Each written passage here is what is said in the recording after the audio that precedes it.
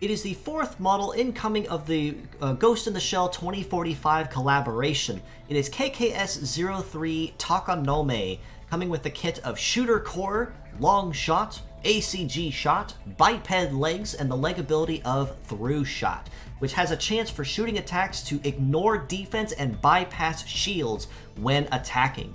Now, as a continuation of the original Ghost in the Shell collaboration models, Takanome here basically picks up right where they left off with high-end skills that really you can't go wrong with in any build pretty much anywhere. In this case, Takanome is packing a brand new skill being introduced to the game of Shooter Core, which is a support-based skill, and the long and the short of it is essentially Cyber Core and all the buffs that it offers, as well as Shoot Boost. So a two hit right there. Great for any legs, say for instance that use Holy Grace as a leg ability, or benefit from having a certain number of positive effects in play, especially geared towards shooter type teams in particular that can honestly all make use of this at any given point. Long Shot is a relatively conventional base shooting skill that gets a damage bonus relative to how far away the target is from the center line. So naturally, if you're quick enough, the first turn may not deal the most damage possible, but it's usually from turns 2, 3, and onward when everybody kind of starts spreading out across the field that you can really capitalize on this, especially the closer they get to finishing their turn, when you can land with an ultimate punish from that long distance, essentially kind of tying into the sniper motif that Takanome has going for him here. ACG Shot, on the other hand, is a much stronger and much more powerful shooting-based skill, which essentially is the variant of anti-CG in this case. Shooting variant of that. And basically how it works is similar to how Ghost and Anti-Ghost works. In this case, when checking for bonus damage, it will check your enemy for its percentage of charge filled, and grant bonus punish damage relative to how high its charge is.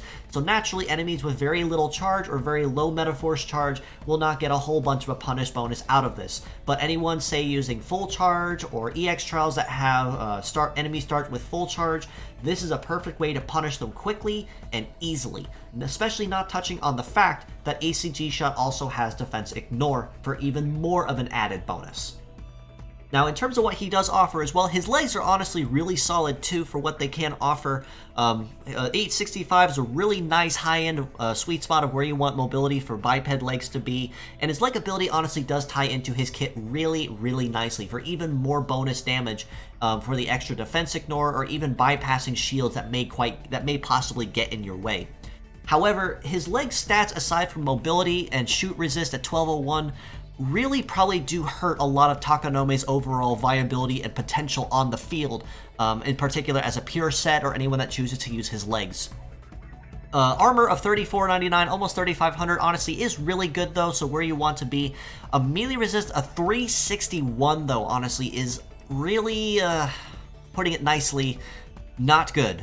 Because even though he can tank incoming shooting skills at 1201 pretty decently, he is going to be absolutely hurting from any incoming melee strikes that will bypass any incoming shields or other allies and go straight for him instead. And he's going to be taking a lot of extra damage from melee strikes because of that. And with an evade of 518, really isn't all that great either, given that he's going to have a really, really difficult time, probably close to like once in a blue moon, that he would actually evade something in relative to someone having a really low success rate in particular.